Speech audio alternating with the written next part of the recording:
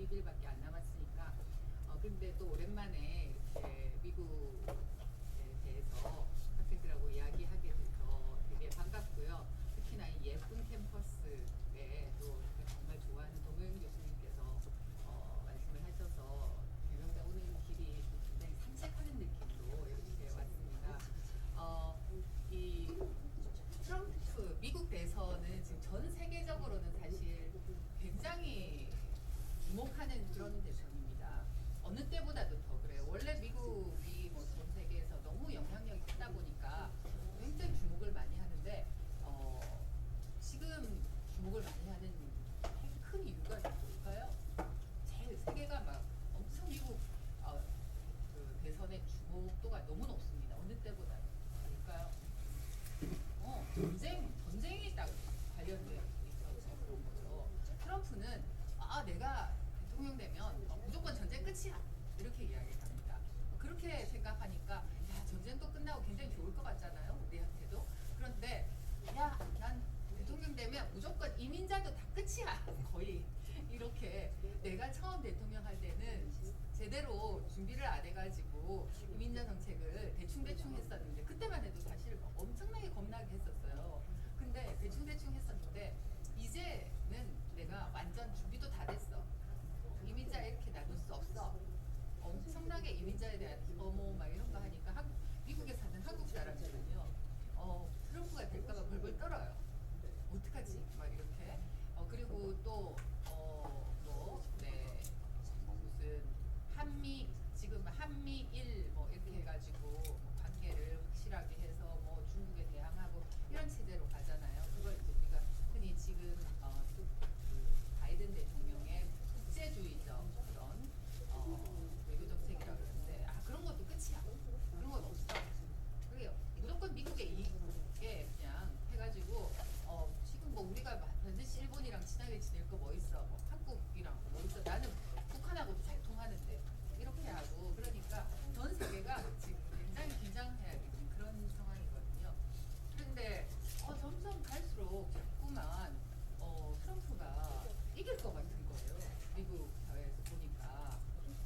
근데 이게 트럼프는 안 되라고 그래서 딱 돌아보면 바이든이 딱 있는 거예요.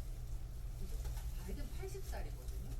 근데 80살이라고 다 그런 건 아닌데 자꾸만 약간 치매가 있는 게 아닌가? 이런 느낌이 들 정도로 자꾸 헛소리를 하고 어떤 것까지 했냐면요. 의회에서 막 연설 같은 걸 하다가 이미 돌아가신 분들 막 이야기를 하면서 그 의원은 왜 없지? 막 이런 얘기도 하고요. 그것도 뭐 지나가다가 툭 걸려서 넘어지기도 하고. 물론 그건 고령이니까 그럴 수도 있다고 하는데 자꾸만 기억을 아주 심하게 기억이 없다는 거라고 표시가 막 나는 그런 걸 되게 많이 하는 거예요. 그래서 이게 바이든도 가능할까? 막 이런 생각이 있고 미국 사람 사이에 있고 그렇거든요. 미국은 한국보다 더 양극화된 나라예요. 정말 철저히 우리도 사실 지금 여러분끼리도 그렇지만 어른들끼리도 정치 얘기를 못해요. 다른 의견을 가진 사람들이. 왜? 싸우니까. 전혀 합의가 안 이루어지는 그런 사회가 되어버렸잖아요. 그런데 미국은 더 해요. 미국은. 그래서 정말 정치적 양극화가 심한 이런 사회에서 어떤 결과가 날까. 저는 원래 수업 시간에도 아무거나 먹으라 그러거든요. 제 수업 시간에도. 그래서 지금 막 드시면서 그러면 됩니다. 일단 미국의 대선은 우리랑 대통령 선거 국민들이 투표를 하긴 하지만 우리처럼 그렇게 뽑는 게 아니거든요. 자, 미국에서 바이든과 트럼프가 초고령 대선이 일어나고 있어요. 초고령 80세, 77세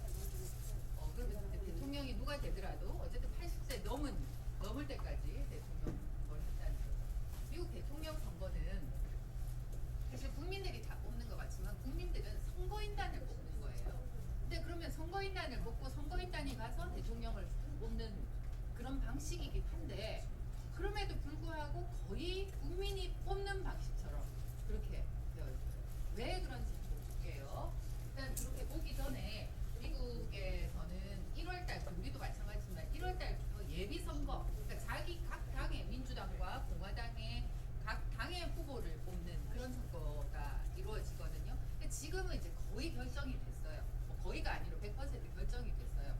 3월 뭐 되면서 뭐 확실하게 됐는데 실제로는 2월 달에 다 결정이 됐고요.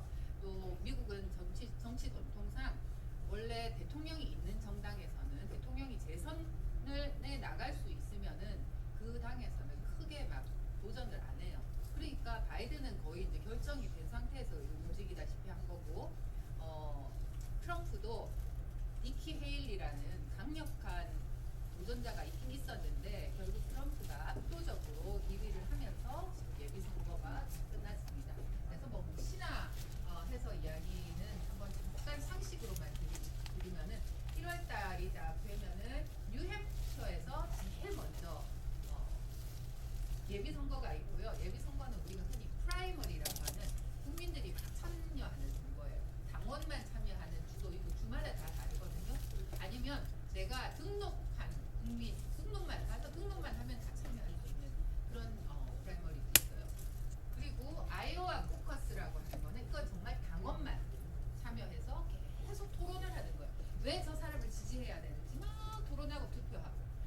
제일 작은 단위에서 우리나라로 보면은 뭐 동에서 그 투표가 끝나고 나면 다시 구로 가고 투표하고, 또 구에서 막 토론하면 당원들이 또 이제 시에 가서 하고, 이런 식으로 이제 하는 거죠. 그렇게 하는 코커스는 아이오와에서 제일 먼저 시작이 되고요. 이제 예비 선거 프라이머리는 뉴햄프셔에서 제일 먼저 시작됩니다. 이 주들에서 시작된 이 주는 사실 그냥 되게 별로 잘 살지도 못하고 막 농사만 짓고, 아이오와는 특히 막 그런 곳이거든요. 그런데 대선 때가 되면 막 주목을 받아요. 제일 처음 하니까 누가 1위를 하느냐. 여기서 바람을 막 일으켜야 그 다음에 이제 딱 앞서서 나갈 수 있는 거예요. 그래서 여기에 바람을 일으키려면 어떻게 하면 될까요? 1월부터 선거가 시작되지만, 이런 예비 선거가 시작되지만 바람을 일으키려면 그 전에 다 선거를 해야 돼요. 그러니까 한 2년간 진짜 선거 운동을 해야 되는 거예요. 선거 운동 기간도 안 정해져 있어요, 우리나라처럼. 그러니까 선거 운동을 하기 위해서는 돈을 정말 많이 모아야 돼요. 그 큰 미국에 다 돌아다니면서 선거 운동을 해야 되잖아요. 그리고 돌아다니는 게 문제가 아니에요. 완전 광고를 많이 때려요. 엄청 광고비가 진짜 많이 나가거든요. 선거 비용은요 1조가 넘게 써요. 1조가 넘게 쓰는데, 1조가 넘게 쓰는 그 돈 중에 대부분이 광고 비용이에요. TV 광고들 막 이런, 요새는 SNS 광고 이런 거 많이 하겠죠. 그렇게 하면서 이제 준비를 해서 1월 달에 대통령 하는 거예요. 이번에도 역시나 트럼프가 팍 앞서 나갔어요. 트럼프는 그 전에 뭐 그냥 TV 토론 이런 거도 나 안 나갈래 막 그랬어요. 그렇게 했는데도 트럼프가 앞서 나가고, 결국은 이제 2월 초에 슈퍼 화요일이라고 하는 거는 굉장히 많은 주들이 한꺼번에 이 예비 선거를 하거든요. 그래서 그 어떤 화요일 하나가 슈퍼 데이라는 거예요. 슈퍼 튜스데이라는 거죠. 그래서 그때 이제 완전히 그 트럼프가 결정이 되어 버렸어요. 그래서 니키 헤일리가 나는 그럼 하고 포기 선언을 하면서 이제 완전 결정이 된 거죠. 그렇게 되면은 이제 여름에 공화당 전당대회, 민주당 전당대회 이런 걸 해요. 그래서 이렇게 전당대회가 끝나고 나면은 거기에 전당대회에서 이제 후보를 추대를 하는 거죠. 공화당에는 당연히 트럼프를 추대할 거고, 그다음 민주당에는 이제 바이든을 추대하고, 그때부터 이제 본격적인 본선 경쟁이 이루어지게 되는 거거든요. 근데 지금 이미 두 당의 후보자가 다 결정됐으니까 이제 진짜 본격적인 본선 경쟁이 이루어지는 거예요. 그냥 원래는 이제 여름에 이루어지지만 보통 한 3월이면 거의 후보자가 결정 나기 때문에 이렇게 이루어집니다. 그래서 요거는 금방 이야기했던 거라서 제가 넘어가고요. 그러면 선거인단은 뭐냐? 국민들이 뽑는다며 선거인단은 뭐냐? 그거를 우리가 제가 잠깐 보여드릴게요. 자, 이게 미국 지도는 가끔씩 보셨죠? 여러분 보신 적이 있을 거예요. 한국 사람들이 제일 많이 사는 캘리포니아. 자, 여기에 또 한국 사람들이 많이 사는 뉴욕 28이라고 되어 있죠. 캘리포니아 54. 그리고 한국 사람들이 또 되게 많이 사는 텍사스. 여기에 적혀 있는 번호가 바로 선거인단 숫자예요. 선거인단. 선거인단 숫자를 다 합치면요 538명이거든요. 이거는 선거인단은 어떻게 정하냐? 선거인단은요 인구 비례에 의해서 다 정하고 거기에 플러스 2를 하는 거예요. 다 플러스 2. 이거 왜 그러냐면요. 하원의원 숫자하고 상원의원 숫자를 합친 숫자가 바로 선거인단 수라서 그래요. 상원의원은 인구에 상관없이 다 2명씩이거든요. 각 주별로. 그래서 플러스 2 하는 거고 하원의원은 인구 비례에 따라서 하원의원 숫자가 있어요. 연방 하원의원. 그래서 이렇게 다시 말하자면 여기 캘리포니아 주는 인구가 제일 많다는 걸 알 수 있겠죠. 하원의원 52명에 상원의원 2명 합쳐서 54명. 그 다음 인구가 많은 주는 40명인 텍사스. 그 다음에 인구가 많은 주는 플로리다 주네요. 원래 뉴욕주가 더 인구가 많았거든요. 플로리다 주가 역전했어요. 그래서 여기가 플로리다 주예요. 플로리다 주. 그 다음 인구 많은 주가 뉴욕 주. 이렇게 되는 거죠. 그래서 이런 주들이 이제 이렇게 해서 어떻게 하냐면 자 공화당 트럼프를 지지하는 선거인단이 트럼프가 딱 이제 공화당에서 딱 지정을 해요. 누구 명단 딱 내는 거예요. 캘리포니아에. 자 캘리포니아의 대의원은 우리 선거인단은 이 54명입니다. 그리고 민주당에서도 54명을 캘리포니아 선거인단 54명을 딱 준비하고 있는 거예요. 그래서 선거날 11월 달에 막 이제 두근두근하면서 보고 있는 거죠. 막 보고 있다가 야 여기서 민주당이 이겼다.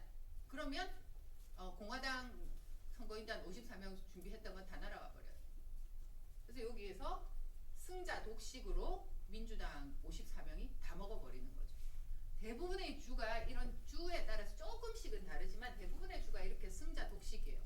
다시 말하자면 여기는 오레건 주거든요. 오레건 주에서 8명씩 딱 준비하고 있다가 또 여기 민주당이 이기면 공화당 다 날아가 버리고 민주당이 되는 거예요. 그럼 벌써 민주당 선거인단은 여기에서 62명이 확보가 되는 거죠. 여기 여러분이 잘 아시는 시애틀 주예요. 시애틀 주에서도 딱 들고 있다가 민주당이 딱 이기면 이렇게 날아가 버리죠. 왜 제가 자꾸 민주당이 이긴다 하냐면 여기는 다 민주당이 이기는 지역이에요. 우리나라처럼 우리나라도 아무리 발버둥 쳐도 어떻게 됩니까? 승자 독식에 우리 소선거구제이기 때문에 이번에 총선에서 대구에서는 잘 나오기가 힘들잖아요. 특정 당 외에는 부산도 마찬가지입니다. 그런 것처럼 여기도 이렇게 파란색 민주당을 상징하는 파란색으로 덮여요. 그리고 또 근데 어떤 주에 따라서는 그냥 비례로 주자. 예를 들어서 민주당이 50% 나오고 공화당이 50% 나왔으면 반반 나누자 이러는 주도 한두 개 정도 있어요. 근데 그게 계속 바뀌기 때문에 조금 다른데 이제 거의 무시할 정도로 있는 거예요. 대부분이 승자 독식이거든요. 근데 미국은 어떤 식으로 나뉘냐면 이렇게 여기가 태평양 쪽이거든요. 태평양 쪽은 민주당 지지예요. 여기에 또 이 북쪽 대서양 쪽도 민주당을 지지해요. 그럼 공화당 지지는 어떤 쪽이 있냐? 공화당은 이 중부 지역이 많이 공화당을 지지합니다. 그런데 그러면 아까 제가 얘기했죠. 너무너무 완전 막 돈을 퍼붓는다 그랬잖아요. 광고비에. 근데 제가 텍사스에 10년을 넘게 살았거든요.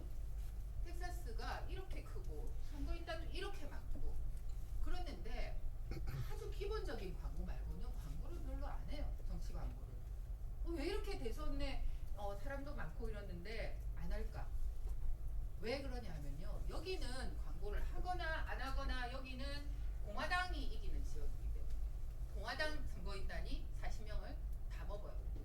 캘리포니아도 마찬가지죠. 이렇게 사람이 많이 살아도 그 광고비를 여기에 별로 크게 투자를 안 해요. 거의 민주당이 이기거든요. 뉴욕주도 마찬가지입니다. 뉴욕주도 거의 민주당이 이기거든요. 그런데 광고를 정말 많이 투자하는 곳은 어떤 지역이냐면요. 여기 오데호라고 호수 지역이거든요. 이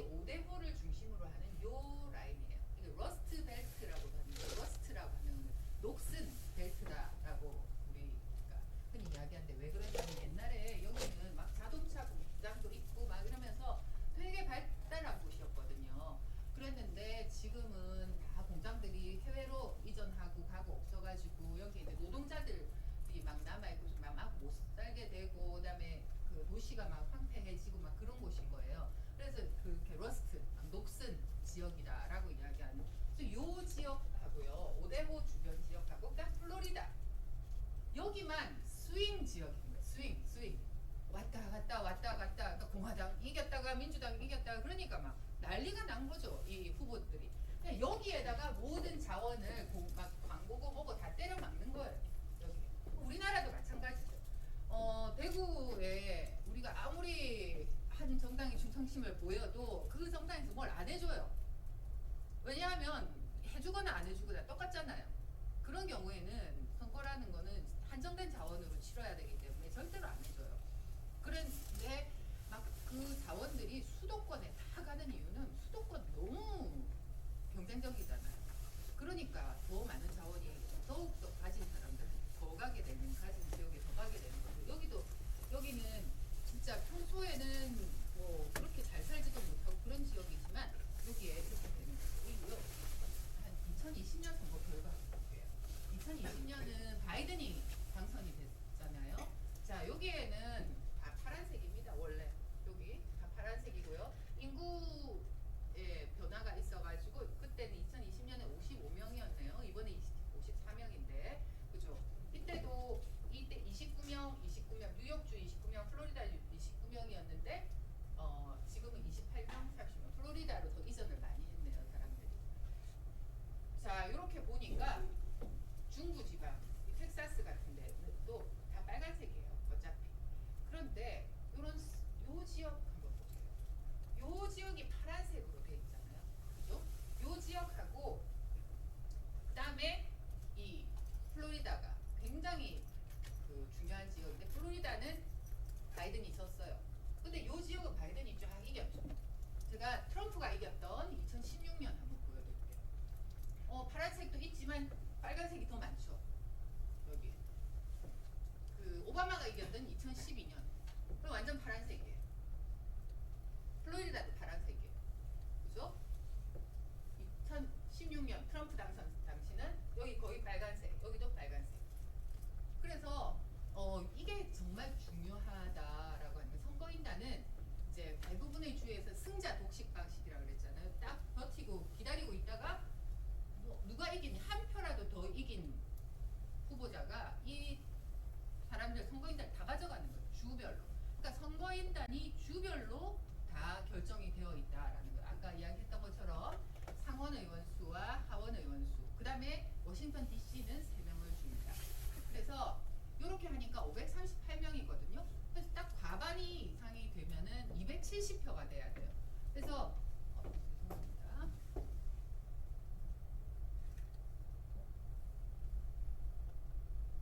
이 도면 교수님께 연락이 와서 잠깐만 받을게요. 네, 여기 잘못 누르셨네. 그죠?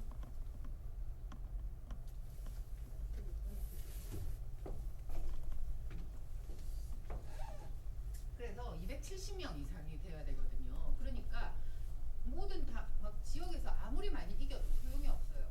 이게 어떤 특정 지역에서 그 이겨가지고 내가 전체에서 예를 들어서 힐러리 클린턴하고요.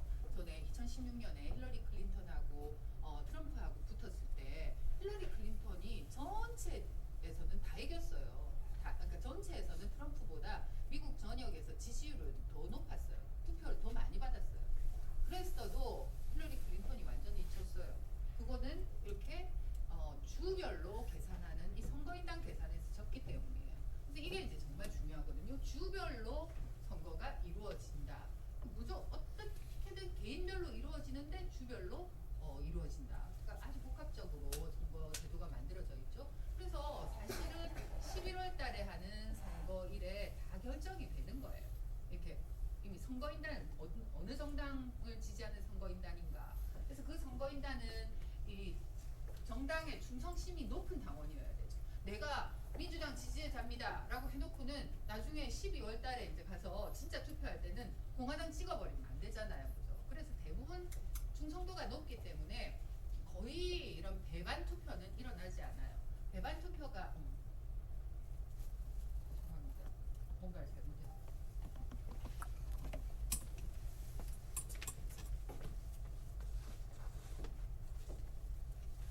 이거 신발 벗고 올라오는데요.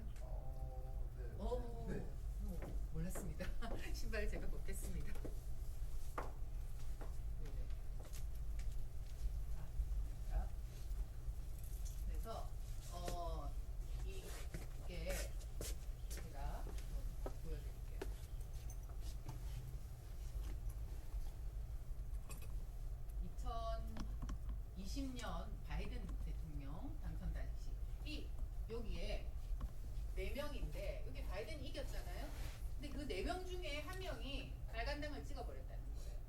나중에 맨 마지막에.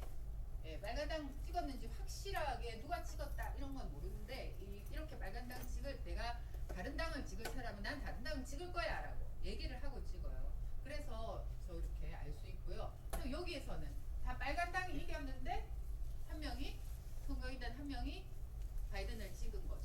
민주당이. 자 여기에도 여기는 막 8명이 선거인단이 몇 명인가요? 12명이죠. 12명 중에 전혀 다른 당을 찍었다는 거예요. 제3당. 색깔 다른 당.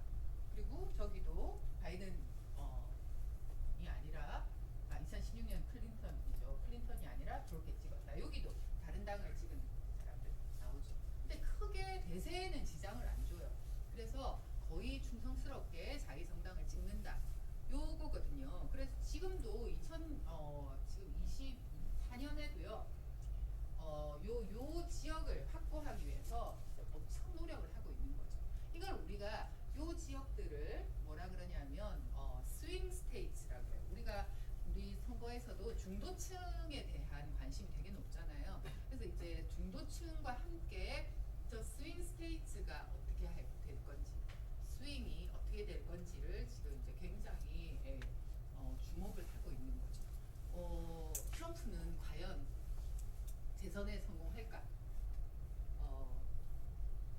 아무도 몰라요, 사실은. 그죠? 우리나라 선거가 지금 3주 남았잖아요. 3주 지금 이제 전체적으로 민주당이 좀 앞서가고 있는 것 같아요. 우리나라 선거에서는. 그러나 앞으로 3주 어떻게 무슨 일이 일어날지 몰라요. 미국에서요 2022년에 이제 그 바이든의 인기가 그때 막 하락을 했어요. 특히 그 경제적으로 우리가 코로나 시대를 지나면서 경제가 막 하락하고 그래서 경제를 붐을 아직까지 못 일으키고 있는 그런 상황에서 2022년 중간 선거라고 하는 건 대통령 선거와 대통령 선거 사이에 있는 국회의원 선거거든요. 국회의원 선거는 2년마다 해요. 대통령 선거는 4년마다 하니까 그 사이에 한 번 있겠죠. 그래서 그 선거를 사실은 이제 중간 선거라고 우리가 이야기하는데 거기에서 바이든은 완전 이제 거의 졌다, 폭망이다 민주당 그랬어요. 그리고 실제로 막 공화당에서 야 민주당 너네 경제 진짜 못하잖아. 경제도 못하고 범죄도 많고 이거 뭐야? 막 완전 쭈구리 했거든요. 그랬는데 6월달에 선거는 11월달에 있었는데 6월달에 어떤 일이 있었냐면요.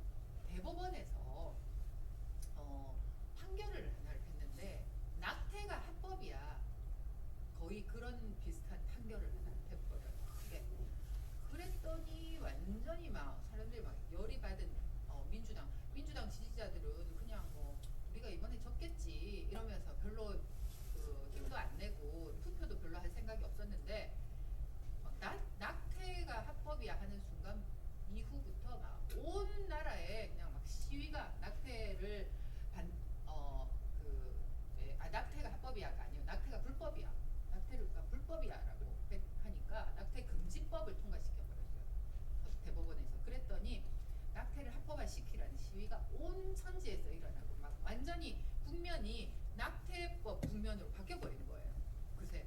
그래가지고 뭐 공화당에서 아무리 막 경제 그래도 민주당이 진짜 완전 말도 안 되게 처참하게 질 거라고 했는데 사실 상원에서는요 민주당이 이겼고요. 하원도 거의 안 지고 한 두세 석 차이 거의 차이 없게 이렇게 올라붙었어요. 그래서 사실상 민주당이 승리했다라고 이야기를 하고 있거든요. 공화당이 무조건 이길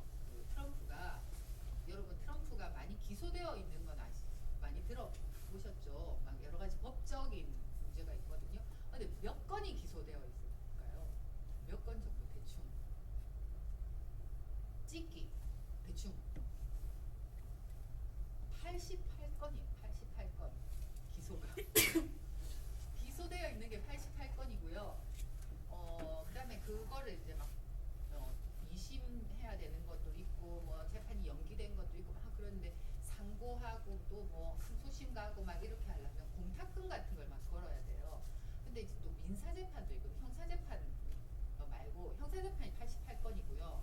민사 재판은 이제 돈을 내라 이런 거에 대한 재판, 그거에 대해서 항소심 가기 위해서 공탁금만 걸어도 그게 막 너무너무 돈이 많은 거예요. 지금 공탁금 걸 돈이 없다, 파산이다, 이런 얘기가 나오고 있거든요. 그래서 막 지지자들이 그 돈을 모으고 막 이렇게 하고는 있는데, 그러니까 이 재판을 둘러싸고 정말 정신이 없는 거예요. 너무너무 많은 일들이 있으니까 트럼프가 과연 이 벽을 뚫고 이길 수 있을 것인가 하는 게 이제 계속해서 질문이 되는 거죠. 자, 여기에는 마지막 이제 그 니키 헤일리, 아까 이야기했던 니키 헤일리와 트럼프가 마지막까지 붙었다가 그 당에서 공화당 후보자 경선에서 결국은 트럼프가 완전히 이겨가지고 트럼프로 이제 확정됐다. 예편거 결과고요. 트럼프 사법 리스크 한번 볼게요. 그 항목 자체는 사실은 형사 4개, 민사 3개입니다. 조금 연한 거 여기가 민사고요. 2, 3, 4번이 민사고 1, 5, 6, 7번이 형사 사건이에요. 근데 그 안에 보면 건수가 엄청 많아요. 그래서 이번에 좀 기각을 해줘가지고 그나마 한 6개 정도 기각해줘가지고 88개 정도 남아있어요.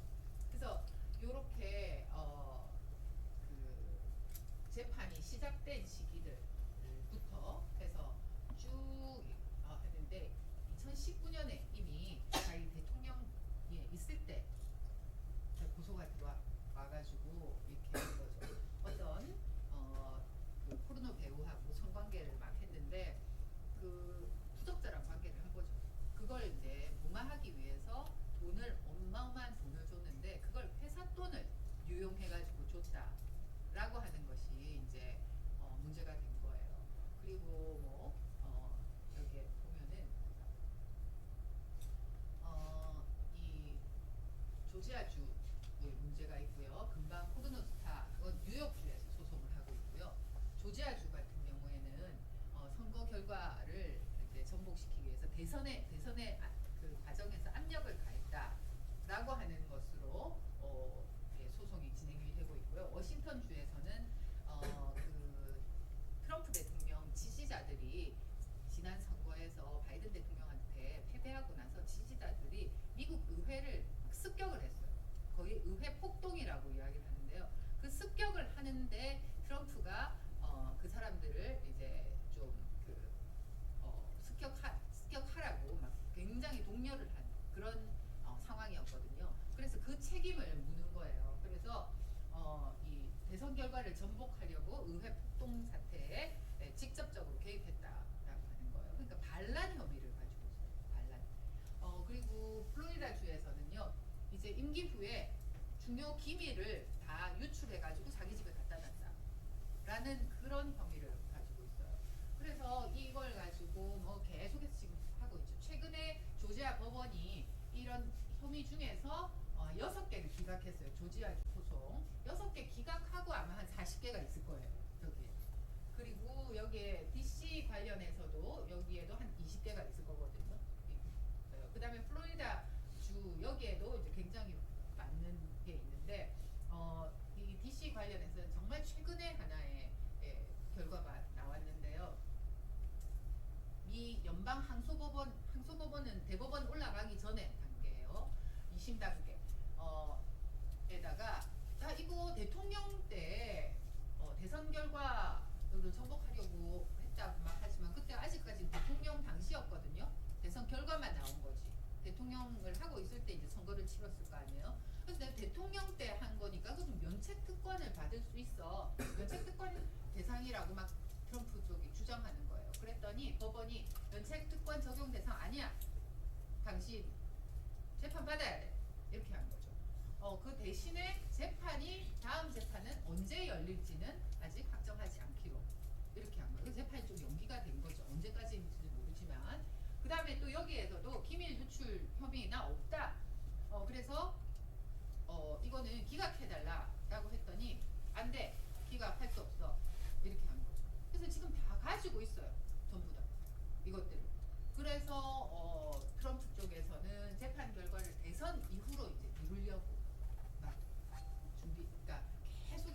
그런 전략을 가지고 있는 거죠. 대선 이후로 미국은 내가 이제 지금 대통령이 됐는데 어떻게 할 거야?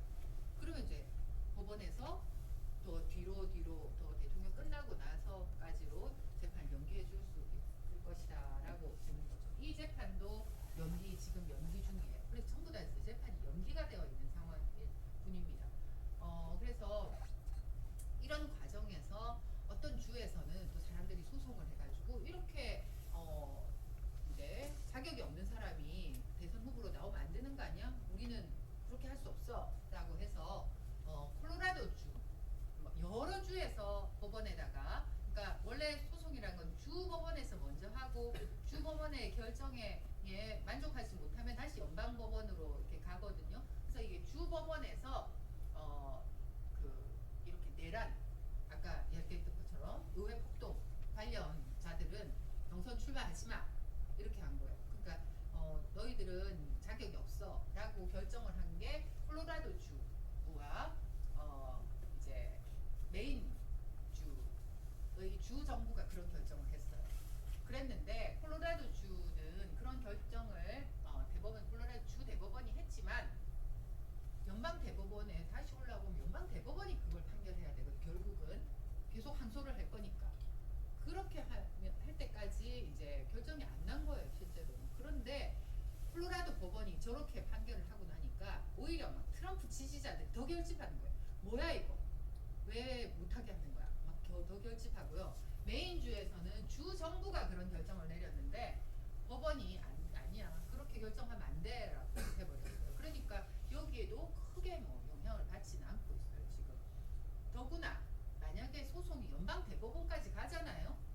연방 대법원이 어떻게 구성되어 있냐 미국에. 미국 연방이라고 하는 건 중앙 정부를 말하는 거예요. 중앙 대법원. 현재 미국 연방 대법원 법관 구성이 6대3 9명인데 6대3으로 6이 보수 쪽이에요. 그 중에 3명은 정말 극우파예요.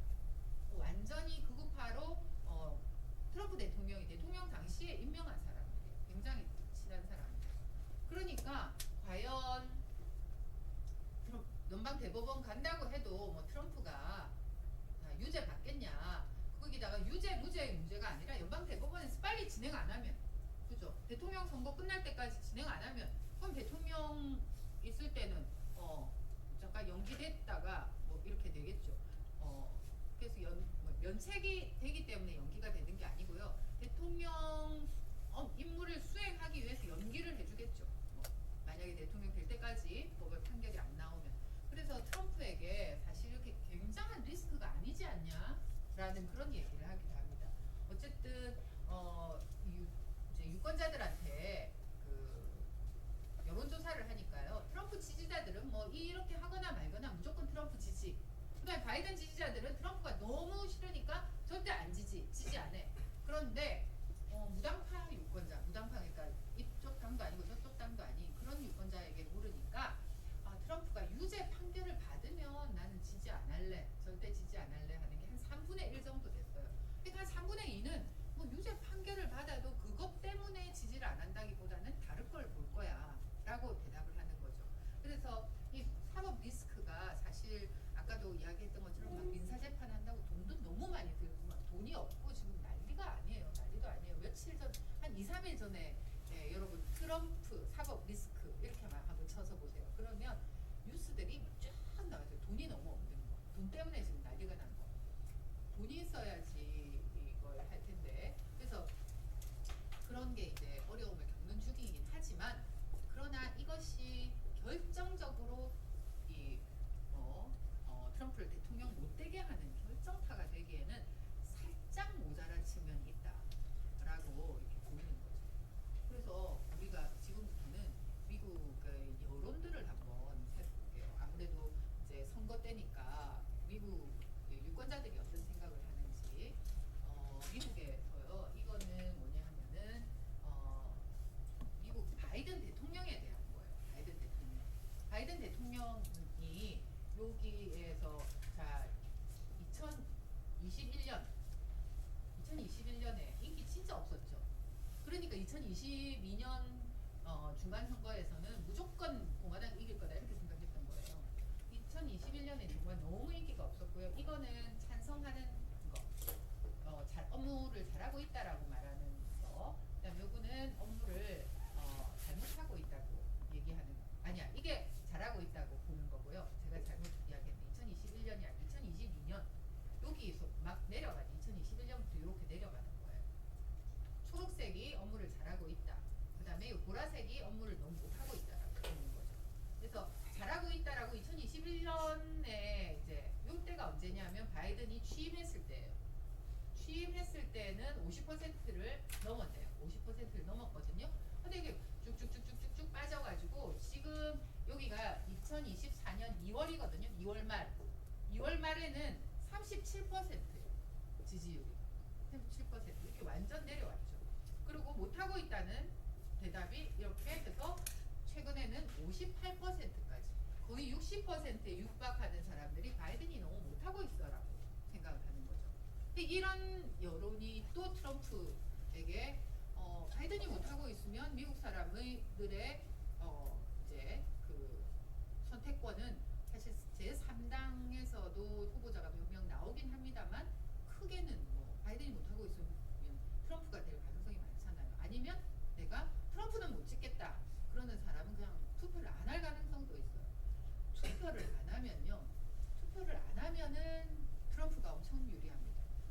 왜냐하면 트럼프가 워낙에 독특한 사람이잖아요. 막 얘기하는 것도 너무너무 막 심하게 얘기하고 어떤 특정 집단을 막 결집시키는 효과가 막 있으니까 그 집단에 들지 않는 사람은 트럼프를 조금 싫어하거든요. 근데 이 사람들이 민주당으로 투표를 해줘야 바이든이 이길 수가 있는데 이 사람들이 너무 싫어서 아예 투표도 하러 안 나오는 거예요. 트럼프는 그걸 엄청 노려요. 그래서 내가 이 말을 할 때마다 정치 혐오를 느껴서 투표하지 마 이런 전략을 막 쓰는 거예요. 나는 정치 혐오를 만들어내는 사람이야 라고 말은 하지 않지만 엄청나게 정치 혐오를 만들어내고 투표하러 나오지 마 투표하러 나오지 마 그게 막 있는 거예요. 중도층 사람들은 투표하러 나오지 마 그러면은 트럼프가 되게 유리하거든요. 그래서 이렇게 보면요 이거는 뭐냐 하면 자 바이든하고 트럼프 2020년 선거 이후에 조사 결과가 나온 것만 한 거예요. 이 초록색은요. 초록색은 쭉 바이든이에요. 바이든 네가 얼마나 좋아하니? favorability는 좋아하는 거거든요. 그 사람을 좋아하니? 좋아하는 거에 처음에 바이든이 대통령 되고 할 때까지 한 3월달 정도까지는 와 60% 육박했네요. 나 바이든 좋아 라고 하는 사람. 근데 완전 쭉 내려와가지고 바이든 나 괜찮아 좋아 뭐 인간적으로든 그냥 대통령으로든 누구로든 좋아 라고 하는 게 2000 그러니까 가을까지 한 12월 달에 작년 12월 정도에 41% 됐어요. 자 이때는 당연히 처음에 대통령 되고 나서 막 그 의회 폭동 있고 막 그 대통령 선거 결과에 승복 못하고 막 이러면서 트럼프에 대한 트럼프가 좋아하니까 팍 내려갔어요. 거의 35% 정도까지 내려갔어요. 전체적으로. 이 말은 진짜 일부 강한 지지자들만 좋아한다는 얘기거든요. 그런데 점점 뭐 이때는 이제 물어보질 않았나 봐요. 여론조사에서. 그러고는 다시 지금은 거의 붙어 있어요. 그리고 바이든보다 살짝 좋다라고 하는 게 살짝 더 올라와 있죠. 바이든이 하나도 유리할 게 없는 거예요. 바이든은 아까 봤던 것처럼 자기 업무 수행 평가에서도 이렇게 떨어져 있고 그 다음에 또 뭐 좋아? 그러면 인간적으로는 좋아? 또 대통령으로서는 좋아? 그냥 좋냐? 이걸 물어도 이렇게 떨어졌어요. 그리고 한번 볼게요. MBC 여론조사인데요. 여기에 파란색은 바이든이 늘 지지하냐 아니면 또 저기 트럼프를 지지하냐 이걸 물었거든요. 그리고 회색 중간에 회색은 난 모르겠어 잘 모르겠어 아직 이런 거예요. 자 요때는요 제일 밑에가 2023년 여름이에요. 여름에는 그래도 바이든이 트럼프에 비해서 한 3%포인트 4%포인트 이겼어요. 그죠? 근데 바이든 점점 줄어들어요. 지지율. 1월달 2024년 1월달 조사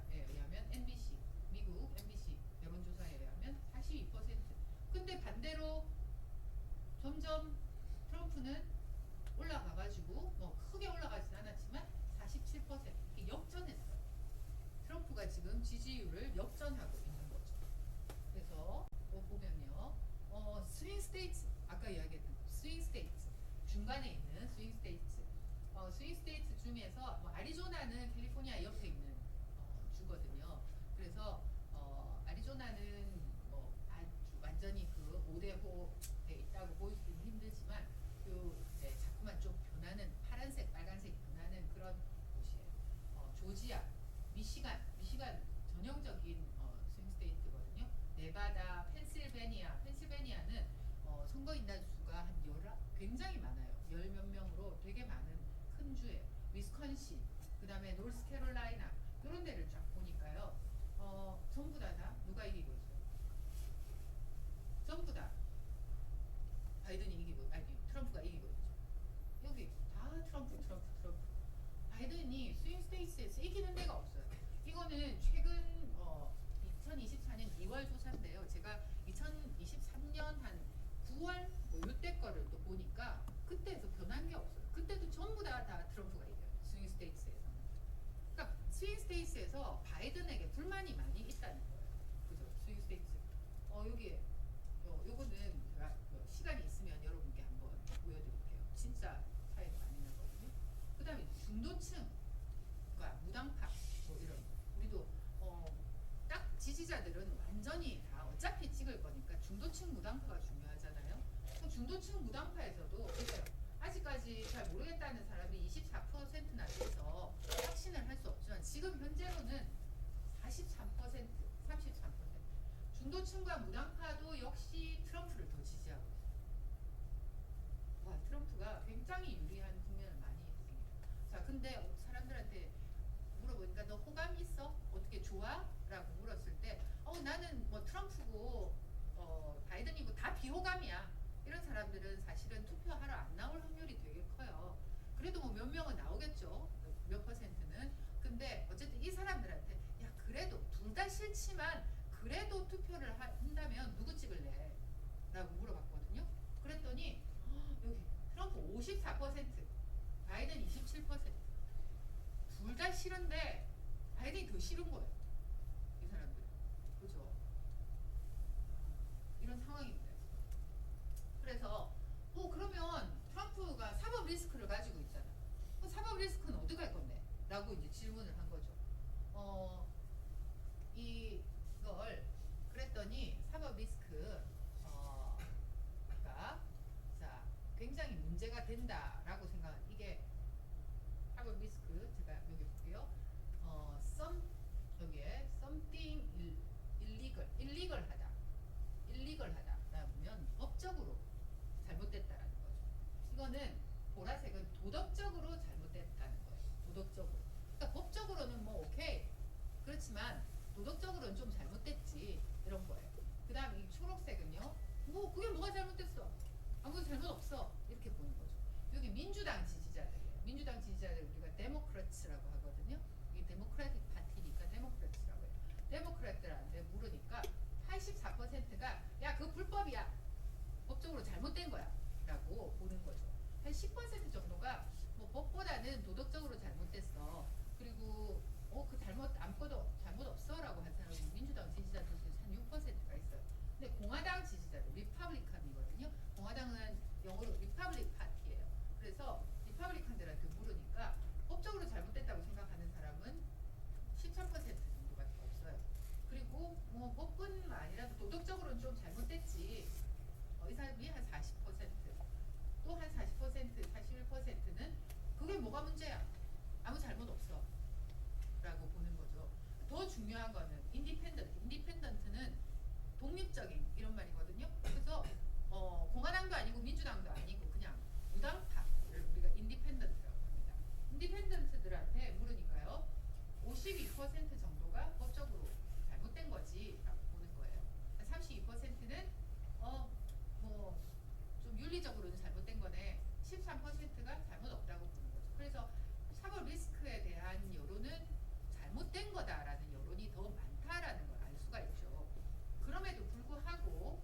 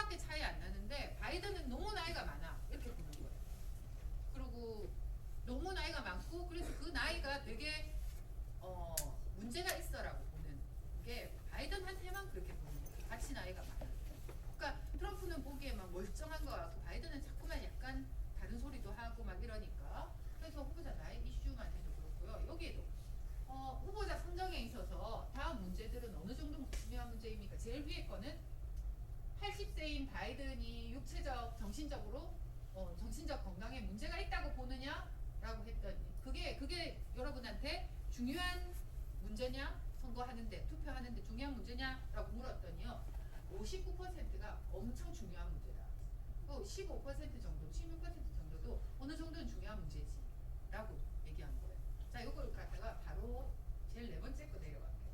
그러면 77세인 트럼프의 건강 문제는 중요한 문제야? 그랬더니 이렇게 다른 사람이 한 34% 정도가 중요하지, 엄청 중요하지.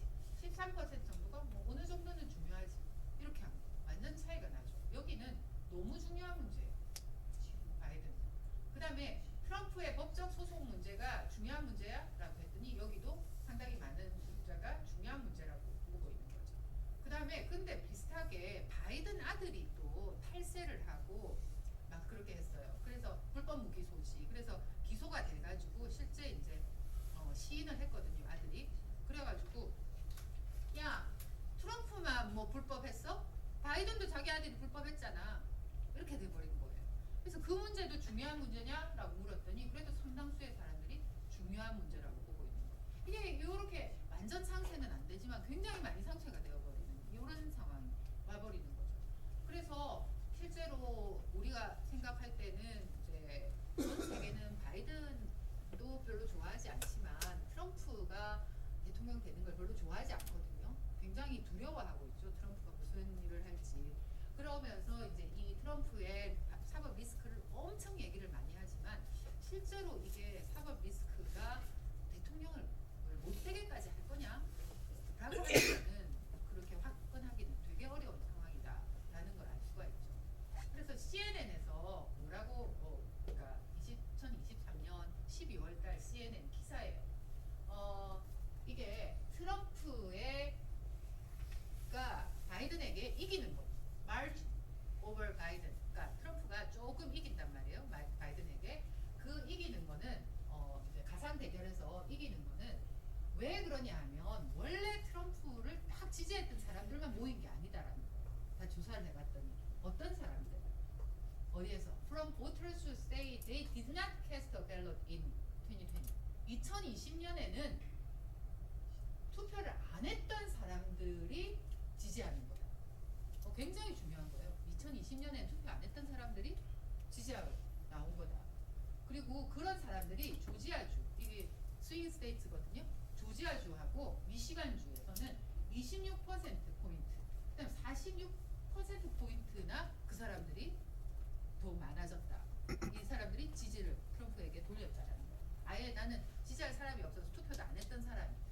그리고 그 다음에 2020년에 보팅했다고 하는 사람, 거기다가 바이든한테 나는 보팅했다, 투표했다라고 하는 사람들 중에서는 지금 보니까 2023년에는 요 조지아하고 미시간에서 보니까 2020년에는 바이든한테 투표했던 사람이 2024년에는 트럼프 쪽으로 기울었더라는 거예요.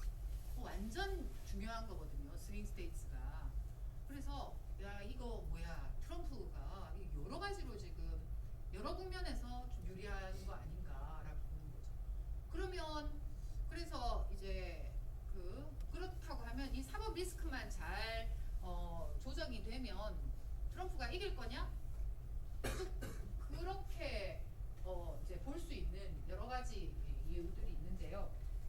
바이든이 너무 고령이다. 건강 1년 앞으로 1년 뭐 1년은 아니지만 몇 개월 동안 이제 선거 운동을 하면서 바이든이 자꾸만 이상한 행동을 보여줄 수도 있잖아요. 그렇죠. 건강 때문에.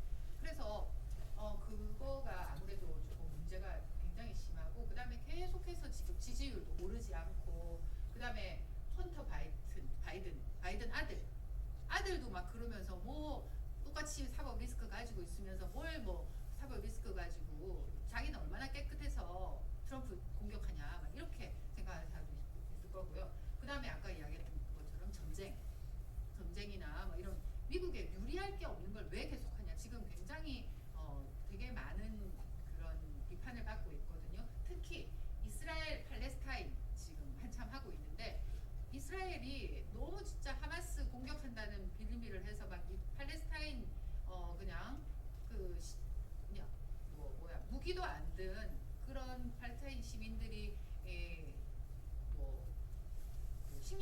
받는데도 가서 그냥 폭탄 떨어뜨려 버리고 막 이러잖아요. 국제사회에서 너무너무 안 좋거든요.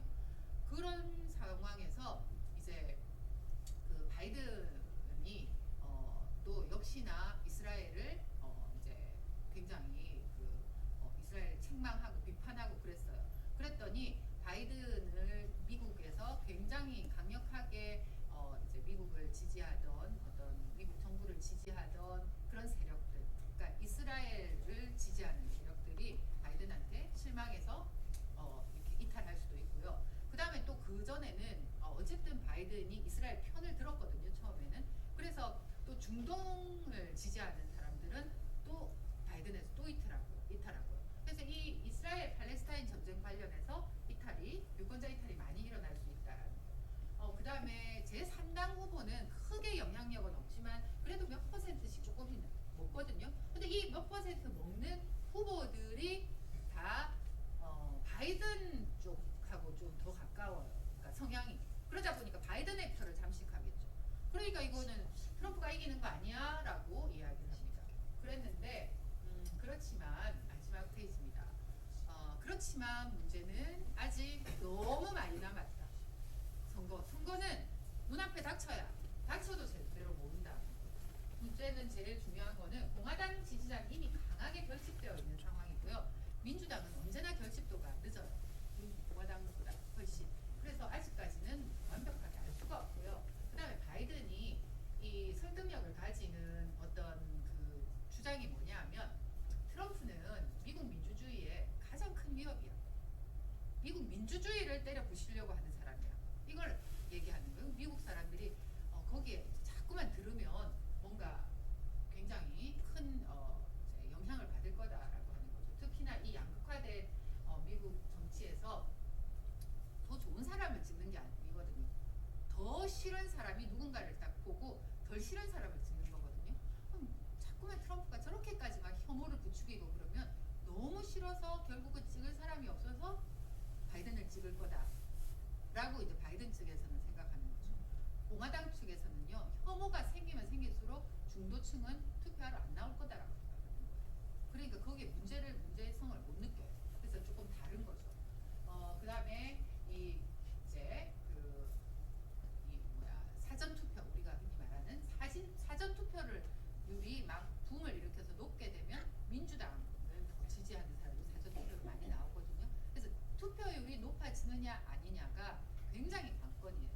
우리나라도 투표율이 높아지면 민주당이 조금 더 유리해요. 그리고 여기도 마찬가지입니다. 그래서 민주당의 투표율 이게 어느 정도 되느냐도 완전히 이제 다른 결과를 나올 거고요. 그 다음에 선거 이슈 중에서 이민 이슈는 좀 유리하게 트럼프한테 작용을 하는데 나머지는 경제도 회복됐고 미국이 그러다 보니까 크게 중요한 게 할 게 없다. 그 다음에 아까 이야기했던 것처럼 어느 이슈가 갑자기 2022년 중간선거 때부터 어떤 이슈가 갑자기 막 부각을 해가지고 이렇게 바이든에게 유리하게 작용할지 모르는 거예요. 그래서 지금 이런 걸 쭉 볼 때 전체 국면은 트럼프가 조금 유리하다. 그런데 트럼프의 사법 리스크가 어떤 방식으로 국면 전환을 할지도 모르고 또 중간에 어떤 이슈가 팍 터져 나올지도 모르는 이런 상황에서 민주당 지지자들이 조금 더 결집을 하게 되면 그리고 중도의 지지자들이 트럼프에 대한 혐오감이 막 너무 많이 생겨가지고 결국 어쩔 수 없이 민주당을 찍게 되는 바이든을 찍게 되는 이런 상황이 올 수도 있기 때문에 지금으로서는 알 수가 없다. 이게 우리가 지금 현재 미국 정치를 바라보는 그런 시각이다라고 할 수 있겠습니다. 자, 여기까지 했고요. 혹시 제가 조금 더 준비한 것 같은데 네. 박수 쳐주시겠어요? 네, 질문 짧게 물론 하겠습니다. 아니요, 40분까지 시간이 있습니다. 네. 질문은 없을까요? 그럼 제가 네네. 근데 만약에 한국에는 왜냐하면 바이든이 트럼프의 정책을 많이 따라하는 것도 있는데 예를 들어 미국 조선주의라든가 이런 것들 둘 중 누가 되더라도 한국에 차이가 있을지 엄청 차이가 있다고 하고 있습니다. 저는 사실 이제 국내 정치 연구가잖아요. 그래서 거기에 대한 명확한 구체적인 답을 하기 얘기를 들으면요.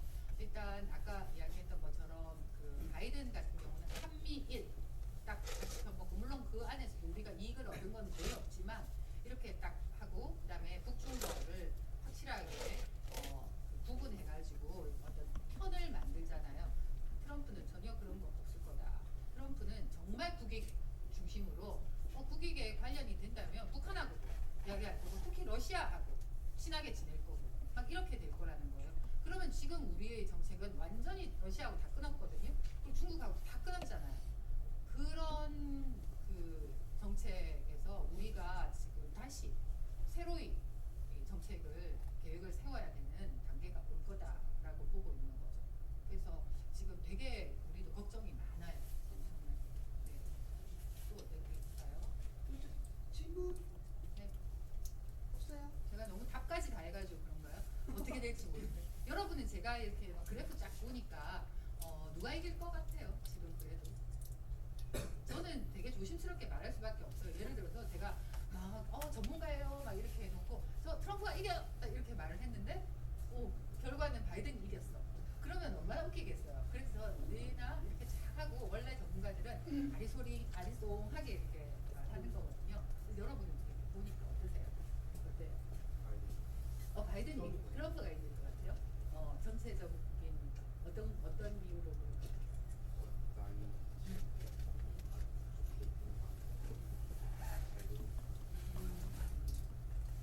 너무 강력하게 바이든의 지지도가 좀 낮고 나이 이슈도 너무 크고 이러다 보니까 또 트럼프는 일단 지지자가 결집되어 있는 상황이고 또 중도층에서도 아직까지는 트럼프로 조금 기울어져 있는 이런 경향을 보니까 뭐 어떤 일이 일어날지 모르지만 지금으로서 그렇게 보일 수도 있겠네요. 또 어떻게 생각해요? 마지막 우리 좀 승현 씨 질문 없어요? 네? 네.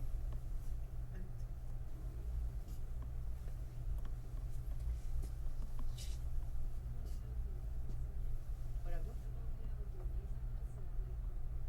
누가 되어도 이상하지 않다. 이상하다는 건 어떤 의미인지는 모르지만 우리 전 세계가 보기에는 누가 되어도 이상할 거다라고 하고 있습니다. 그런데 그거하고 다른 의미로 이상하지 않을 거다라고 생각이 하는 거죠. 지금 이런 이제 상황이니까 누가 되어도 뭐 그럴 수 있다라고 생각하겠다라는 건데 이게 미국 정치가 이렇게까지 이상해졌나? 라고 이야기들 굉장히 많이 합니다. 그래서 누가 되어도 정말 이상한 대통령이 좀 이상하다기보다 어쨌든 좀 어떤 경우에는 무능하거나 또는 너무 폭력적이거나 뭐 이런 미국 정치가 되지 않을까 이렇게 걱정을 많이 하는 그런 상황입니다. 저는 궁금한데 바이든이 가장 인기 없는 이유는 뭐예요? 바이든이 가장 인기 없는 이유는 원래 바이든 자체가 어떤 정치인으로서의 약간 카리스마 이런 거가 완전 모자란 상태에서 선택의 여지가 없이 된 거예요. 그래서 2020년 대통령 될 때도 꼭 바이든 돼야 돼? 라고 하는 거죠. 이제 뭐 정계 은퇴할 때쯤 된 사람이 돼야 돼? 그런 이제 돼서 원래도 그렇게 인기가 없었던 거예요. 그래서 처음 대통령 돼가지고 뭐 오바마와 같은 그런 감동이나 이런 뭐확 사람을 끌어모으는 그런 것도 하나도 없는 상태에서 지속적으로 이제 미국 경제가 추락을 하고, 그러니까 경제가 추락하면은 무조건 인기가 떨어져요. 근데 그런 데다가 인간적으로 매력을 못 느끼고 거기에다가 플러스 나는 너무 고령인데 현실을 너무 많이 내버린 거죠. 그래서 이게 민주당 지지자들 안에서도 너무 걱정이 많은 거예요. 바이든에 대해서. 그러고는 4년 내내 바이든 말고 딴 사람이 나오면 안 돼? 라고 계속 했는데 결국 정치적 전통을 그대로 이어받아서 대통령이니까 그냥 재선에 나오는 걸 선택을 한 거예요. 민주당에. 사람들이 너무 민주당이 이렇게 인물이